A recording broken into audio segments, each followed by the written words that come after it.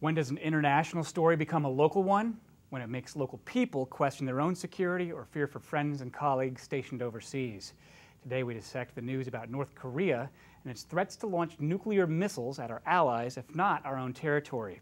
My special guest is Dr. Wanfa Zhang, a native of China and a professor of international politics at the Florida Institute of Technology in Melbourne. Also coming up in the program, correspondent Luann Manorville hits the road in Brevard to find out what local residents would like to tell North Korean leader Kim Jong-un. First, let's hear from Dr. Zhang. So what do you think Kim and the North Korean regime are trying to achieve strategically through all of these threats and maneuvers? Well, we should look at this issue from different perspectives. And first we need to look at their domestic need. Okay. Since Kim is the new Korean leader, he probably need to establish himself before the generals who came down from his father. Okay. And we also need to take into consideration the international circumstances. For him, it is very sensitive, certainly in this area, that all these great powers like China, United States, Japan, Russia, all of them have been trying to play a role here. So by doing so, he increased the tension here in this region, can benefit himself and the Korean regime in certain different ways. Domestically, he can stabilize his position, and internationally, he can also drive a wedge into the relationship between the United States and China. Because the United States and China seems to be developing a stable relationship and cooperative relationship towards the Korean issue.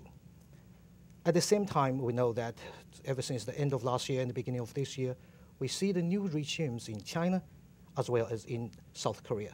So probably he has been trying to test the bottom lines of these two new governments in China as well as in South Korea.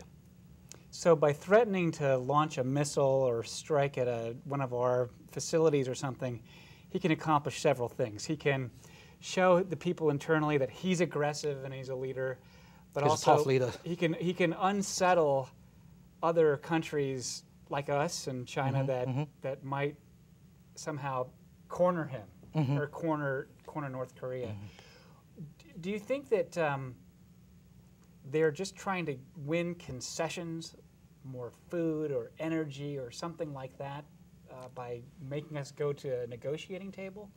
Oh, he actually has a number of important goals, and we can also see that some of the policies of North Korea, even after the Kim Jong-un came into power, his policy seems to be consistent with his father's. For instance, he has been trying to seek for a chance to negotiate with the United States directly, because we should also be aware of the strong sense of insecurity of the North Koreans. So by doing these kind of things that will force all the involved parties to come to the negotiation table, he certainly will benefit from that. If the U.S. cannot carry the burden of this kind of tension, and probably the U.S. would compromise and negotiate with him. And the North Korean government has been trying to secure a sort of non-aggression pact with the United States, since the U.S. for North Korea is the most aggressive country and most dangerous country to him. At the same time, he can also secure international aid, if it is possible, from the international community that certainly includes China, South Korea, Japan, United States, and probably countries from outside of the region. So his goal seems to be multiple, and by doing this, he can benefit from this kind of attention. Why drive a wedge between the United States and China? Is it because if China is in an aggressive posture towards the United States, they would be more likely to defend North Korea militarily? So if we look at the international situation in East Asia over the past few years, we can see that China's standpoint was getting closer and closer to the United States and as well as the international community. And China has already joined in the sanctions of the United Nations against North Korea several times. Oh. And that is very unusual because North Korea has been a Chinese ally ever since the 1950s. And during the Korean War in 1950 and 1953, China was fighting on the North Korean side. But now China seems to have joined the United States in imposing the sanctions on North Korea. I see. What kinds of weapons does North Korea have? They seem like they're not a very technologically advanced country, and yet our leaders seem to feel threatened. Yeah, that's exactly true. So, but if we think about the weapons, we have to take into consideration the conventional weapons and nuclear weapons. All nuclear weapons belongs to the weapons of mass destructions. The weapons of mass destructions include nuclear weapons, chemical weapons, biological weapons, and certainly we have not seen any report that North Korea has already possessed chemical weapons and biological weapons. And the weapon that they use now to sort of blackmail the international community is mainly their nuclear weapons. North Korea has issued multiple warnings of attacks on US and South Korean targets, to which the US has responded with a show of military hardware. At the weekend, thousands of North Koreans held a rally to support the country as it said it was entering a state of war with the South. North Korea has been angered both by UN sanctions imposed after its nuclear test in February and joint US-South Korea military drills. But few analysts think the North would risk full-blown conflict. The ideal future of the inter-Korean relations is that both Koreas move forward to the future of co-prosperity and peace. Nuclear weapons is something that's technologically sophisticated. For North Korea, they conducted only several tests. Whether these kind of nuclear weapons are reliable, that's one thing. Also, if North Korea really want to pose a threat to the United States, they also need the vehicles to deliver the nuclear warheads. But so far, they do not. I don't think they have the capability to really deliver the nuclear warheads as far as the United States. They have been developing a number of missiles, including Mukden and also the Taepodong 2, which is still under development. That the farthest point it could go is actually Alaska. I don't think it is really a threat. But if we take into consideration the conventional weapons, that could be very dangerous, because if we counted the numbers, North Korea certainly will overwhelm South Korea. But if we look at the quality, probably we still have a question here whether the qualities of North Korean conventional weapons will be powerful, effective, reliable enough to launch a serious attack on South Korea. And if we also think, behind South Korea, it has the United States supporting Seoul, so it is even more questionable that North Korea is able to launch an effective attack. Not to say United States, if it isn't questionable that it will hurt South Korea seriously. And we have a number of U.S. military installations and personnel in South Korea as well. They might be targets, so that's something that could to be consider true as well. We'll have more of my interview coming up in just a moment with international politics expert Wanfa Zhang. Now, here's what correspondent Luann Manderville learned when she asked Brevard residents for their take. Hello, I'm Luann Manderville, reporting for Florida Today newspaper. I'm at the Central Brevard Library in Cocoa talking to Brevard residents about what they think about those threats coming from North Korea and what their opinion is on Kim Jong-un himself. So it's scary. I have friends in South Korea right now, and I went to high school in South Korea. And so it's scary. The entire world has changed as far as threats. It's just like what's going on in Boston, what's going on in Waco, other parts of the country. The threat of something happening here is coming from all parts of the world, not just North Korea. Here's what they had to say about Kim Jong-un himself. I would ask him to think of his people, as humans, and be more concerned about providing them a means so they can take care of themselves and provide for themselves, rather than being concerned about his reputation among other countries. The American people are actually good people. We're out to help the world. We're not these evil people that a lot of other extremist nations think We're America is like the world's peacekeepers. We're not out to hurt people. We're not there to take over the world. Thanks, Luann. Now here's more of my interview with Dr. Wanfa Zhang, Assistant Professor of International Politics at the Florida Institute of Technology in Melbourne.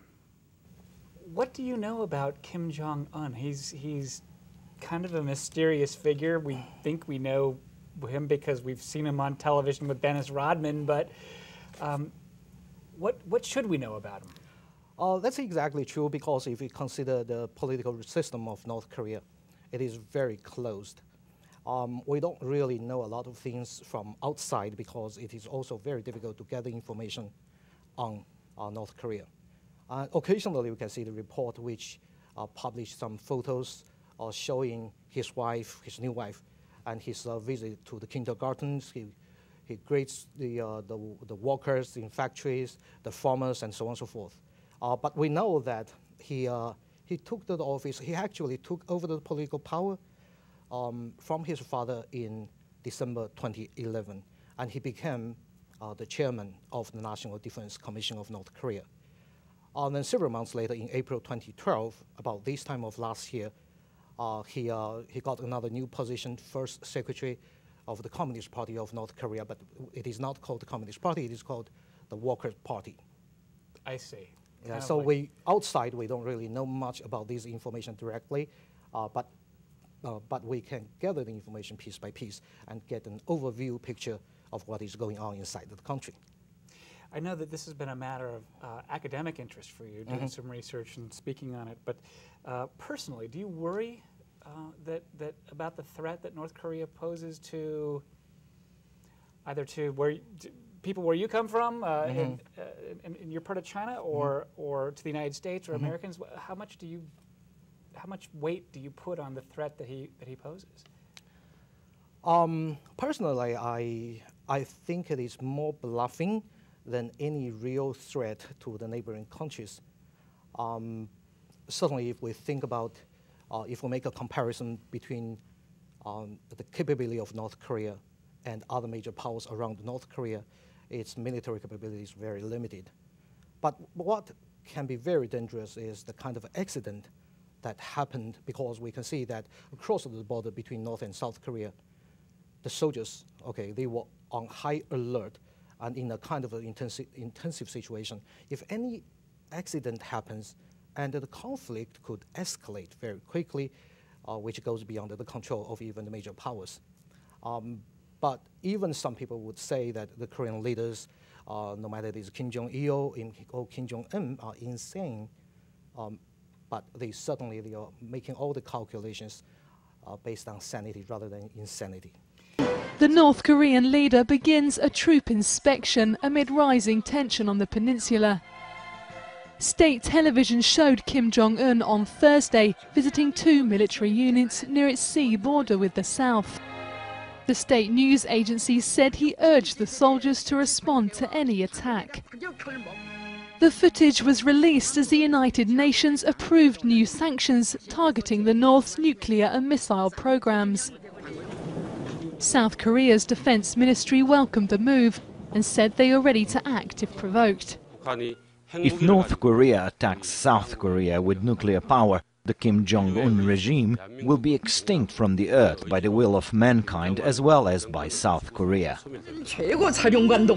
Tension has risen in recent days as North Korea threatened the US with a preemptive nuclear strike. Experts believe it's a largely empty warning, as Pyongyang has no capability to hit the US mainland. Is South Korea an aggressive country? Are they as aggressive towards North Korea as North Korea is towards the South? From my observation, that's not the case. I think South Korea is very much concentrated on its own economic construction. Certainly it builds up its military, and any country will do it. But compared to North Korea, South Korea is much more peaceful.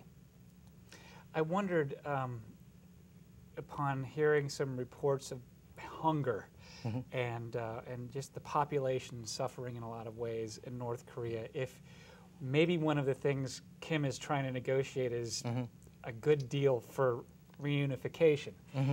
That doesn't seem likely right now, but what do you think the chances are of North and South Korea reunifying someday? The Germans did it, and that didn't seem likely to happen either. That's a very good question that everybody is thinking about. But if we think about the question, we have to look at the issue from domestic and international perspective, because even if the Korean people want reunification, there are still a lot of other variables, the international circumstances that we have to take into consideration. For instance, if we look at the German unification, we know that in 1960s, the Soviet government was practicing the Brezhnev doctrine. That is to say, any socialist countries that wanted to deviate from the socialist road would get military intervention. I see. So when Gorbachev refused to interfere with the political changes in Poland, then the other changes happened. I see. But if you look at the international circumstance on the Korean Peninsula, the first question is whether the Korean people really want this kind of unification. It's hard to say about the North Koreans, but certainly we see a lot of people live in the country for China, for other countries in the world. But if you look at the South Koreans, and some people, and especially the younger generation, they also question the benefits of unification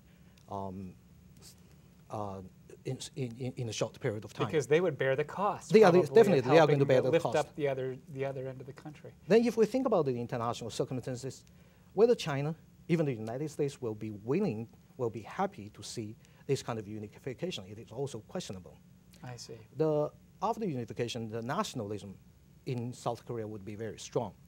And there's a kind of latent territorial dispute between Korea and China. After the unification, the nationalism may make that issue surface. And also after unification, the US probably would lose its strongest rationale to station its armies on the Korean Peninsula.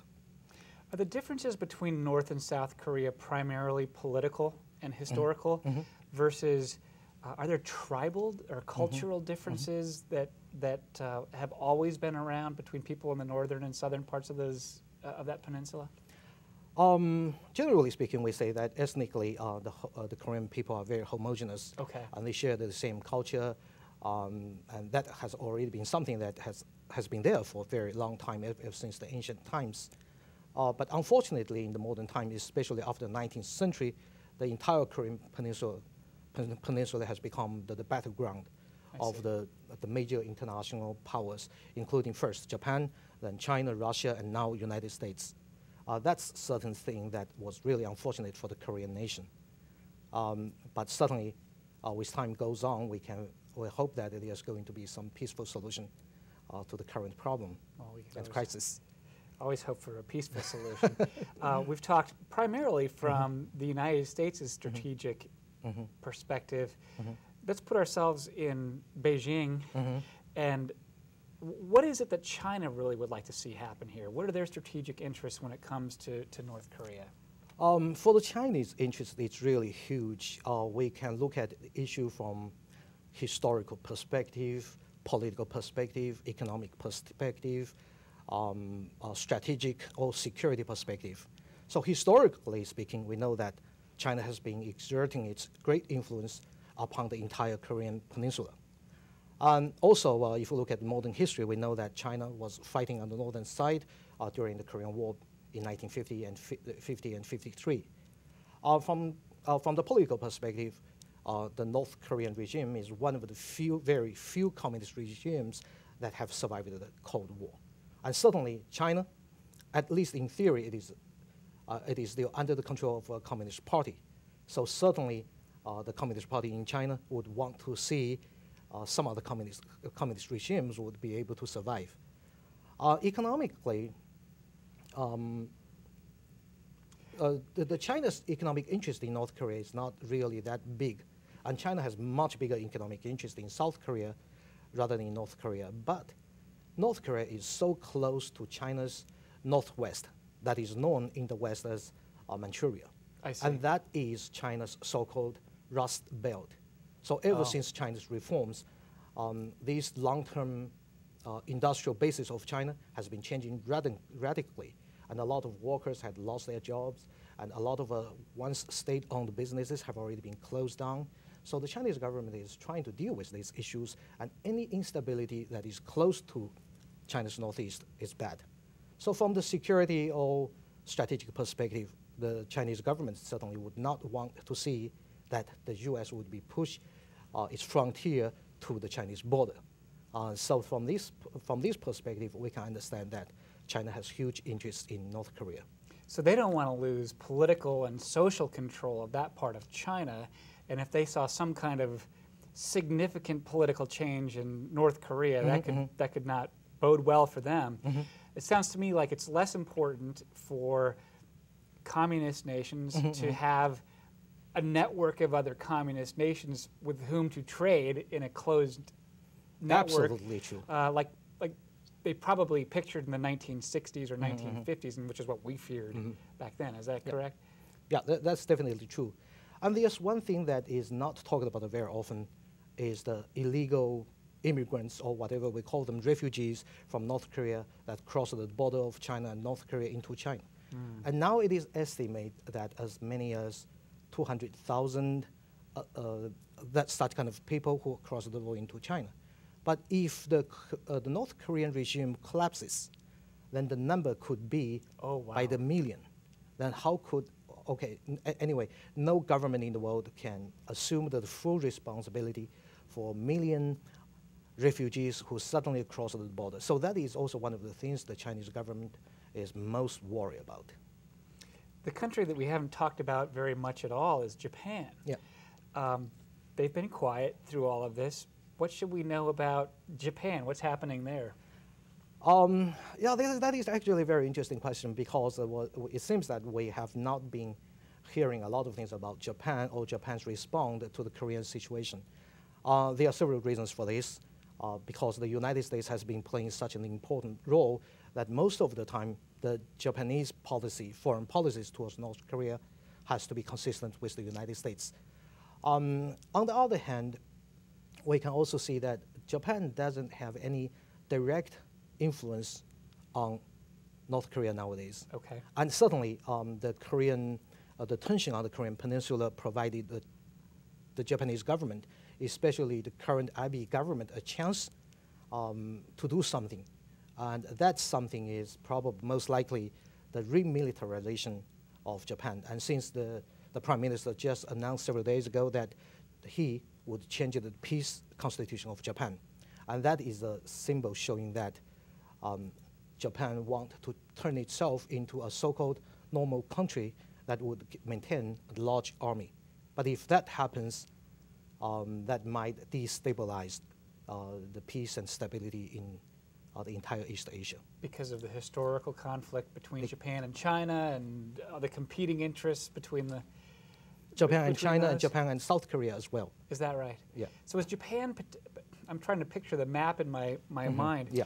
Are the northern portions of Japan a potential target for a military strike from North Korea? If we look at what happened in North Korea, in the 1970s, North Korean government actually kidnapped some Japanese citizens. The relationship between the two countries improved somewhat over the past few years, but the problem has not been solved. And because of the historical reasons, probably the North Koreans also hold certain negative attitudes towards Japan. So does the South Korean. Sounds to me like North Korea doesn't have any true friends in that region, unless you count China's wary eye and historical support. For this kind of country, I give a term as international orphan. If we think about a country like Iraq, Syria, Iraq, Libya, these are the countries that are not liked by the international community. If they do not have certain first-rate power in the world to support them, and if they become the target of the West, that could be really very dangerous. The reason why the North Korean regime can survive till today, that is because North Korea is not this kind of international orphan. And behind it, there's China and sometimes Russia that would support its continuous existence. Do you think that North Korea can, the regime in North Korea can hold on to power given some of the hardship that the people have suffered there? Well, if we look at the traditional political theory books, we can have various kinds of theories explaining this situation. For instance, we can see that during the most difficult times, these kind of regimes usually do not collapse. They collapse when the social condition began to change.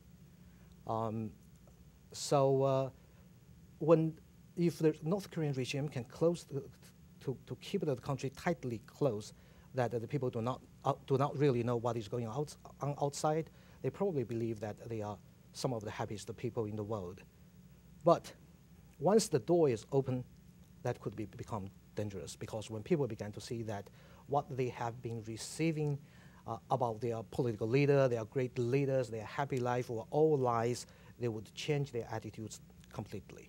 And this can also be observed in the last few days of the Soviet Union before it collapsed. I see. That's fascinating. Thank you so much for joining us here today. You are very welcome. That's our program. Remember, to comment on the interview or anything else in today's show, send an email to letters@floridatoday.com. We'll see you next Wednesday on WBCC and FloridaToday.com.